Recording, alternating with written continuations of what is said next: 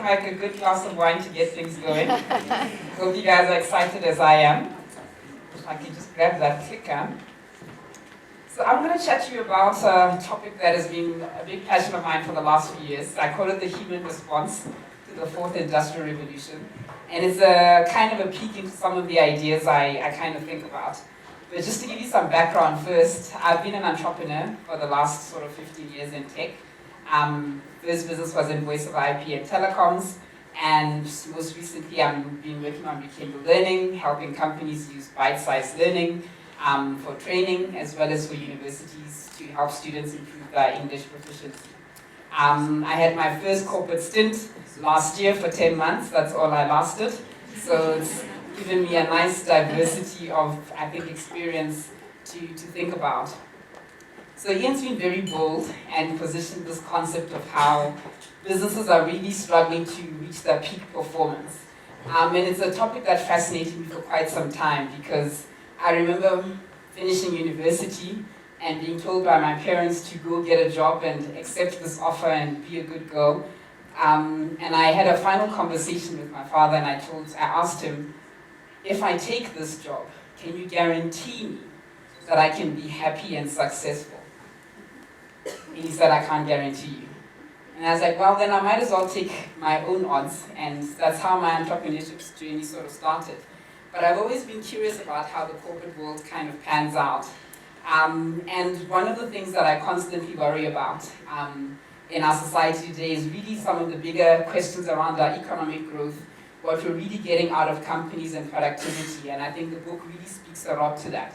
And my question has always been, how do we achieve better outcomes? How can we achieve that exponential growth that we know we need to capture this huge unemployment percentage in our country, to jumpstart the economy, to be able to deal with the social inequality and those kinds of things. Given all these challenges we're facing in South Africa, businesses actually need to be able to perform so much better than they actually are. And while there's a lot of things that business can do about their environment and their strategies, what I wanted to touch on today was really more on the people side, because I think those are things that are within our control as individuals. So when we wonder about why companies, struggle to get things done, I like to use this image of companies have a whole lot of resources, they've got information, they've got stuff, but it doesn't mean that stuff gets done, actually. And often when I chat to my friends in corporates, given the huge variation in our careers, I always get very frustrated because they talk about these things that I can't imagine. Having to, soothe egos because someone needs to be buttered up. Having to, navigate some corners and people to get things done. Having to do meetings about meetings. Having to do forms and processes. And I always get frustrated because I'm wondering, when does stuff get done? When do you actually build that tower? And it's been a jarring experience for me to observe from a distance, and increasingly more so now than ever. And I wonder what happens when people actually sit in that kind of environment for so long. Because in the book, you'll see the chapter that I talk about is called The Distance Between Cause and Effect.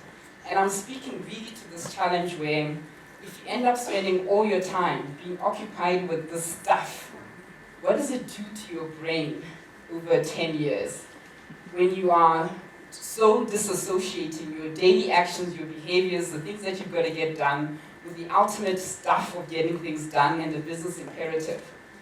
I'm really concerned about what that means in the long term for the human development. And there's a particular story that I think illustrates that. Imagine I'm walking down the road and there's two men. One guy is digging up a hole, and then a couple of minutes later, someone else, another guy, is filling up the hole. And they keep doing this all along the road as you go along. And then, I ask them, why in the world are you doing this? It seems so futile. And then they explain, you don't understand. Usually there's three of us, and the third person puts a tree in the hole before we close it up.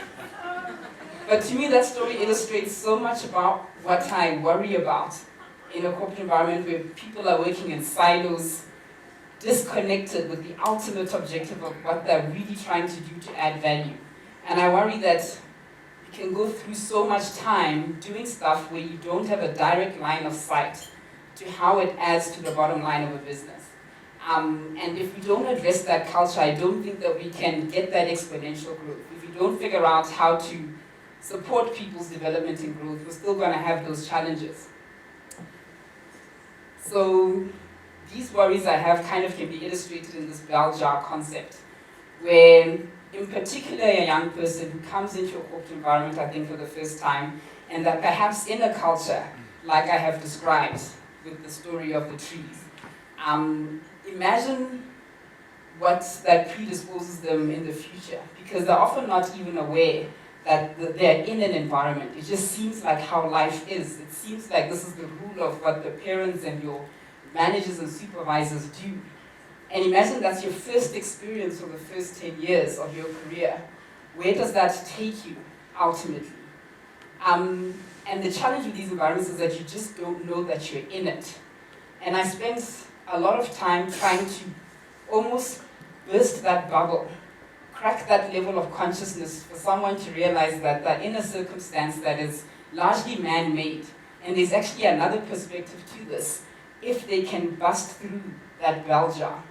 But it's actually the really, really hard work of human development that we haven't quite systematically figured out. So I want to show you a video that kind of explains this concept of being stuck inside a mental model, inside a bell jar, when you're so unaware of it. And it will make you laugh, but at the same time, I hope it makes you reflect on how you might be stuck somewhere as well. I hope the sound is connected.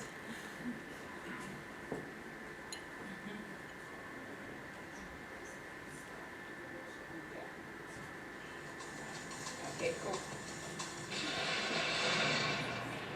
Oh, that's not good. Need this. I'm already late. Somebody will come. Do you have a phone? No. Sorry. Somebody! Hello! There are two people stuck on an escalator and we need help. Now, would somebody please do something? I don't believe this. You gotta be shitting me. I'm gonna cry. Well, there's not enough left to do, is there?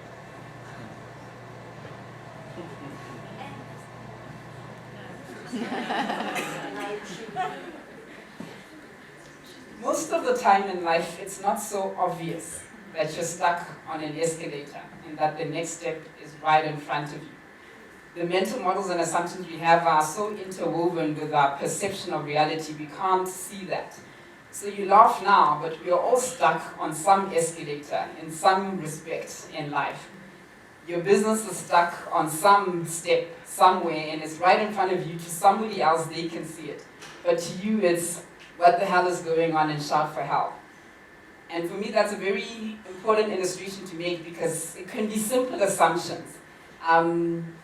Someone was saying to me earlier, you know, you're such a natural speaker. I'm like, no, there's no such thing, hon. This is 10 years of work and tons of paid coaching. It doesn't just arrive.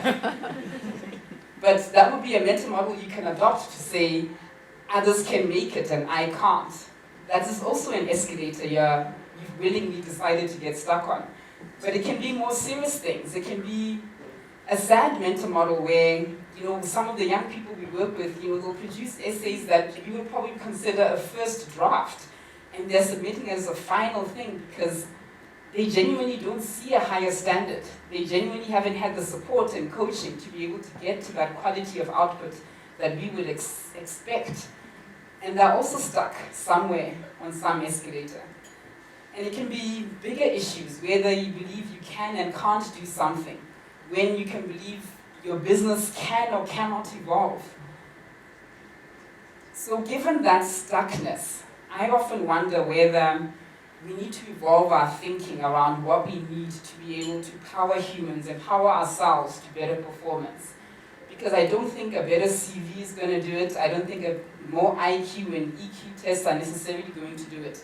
We can't tell from any of that stuff whether someone is stuck, whether they'll be able to unstuck themselves from that situation so that they can perform. So I've been exploring, since it's a book of revolutionary ideas, what I wanted to position for you today is a different approach to looking at human intelligence. And one of the things that inspired me is Charles Darwin's quote, "It's not the strongest species that survive, nor the most intelligent, but the most adaptable to change." I like to rephrase it and say the most responsive to change. And I think that might hint at the intelligence that we need in the future. I get to speak on a lot of forums, and every time there's a discussion on the 21st century skills, it's a new set of skills. It might be some technical stuff, some coding, some data science, some cybersecurity. Those are the 21st century skills. And you go somewhere else and they'll talk about people-related skills, some empathy, some leadership, some EQ development. Or they'll talk about skills required for the gig economy, being able to collaborate, work online, all these other things. Well, there could be some nebulous concepts like design thinking and complex problem solving and system thinking, depending on who you speak to.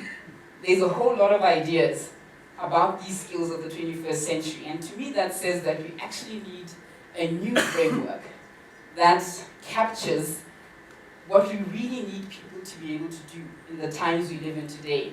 And this quote for me kind of hints at that, because we really want people to ultimately be able to respond and adapt to the situation that comes at them. Whatever task, whatever challenge, whether it's work or life or personal, the real pass mark is whether you can adequately respond to that task or challenge.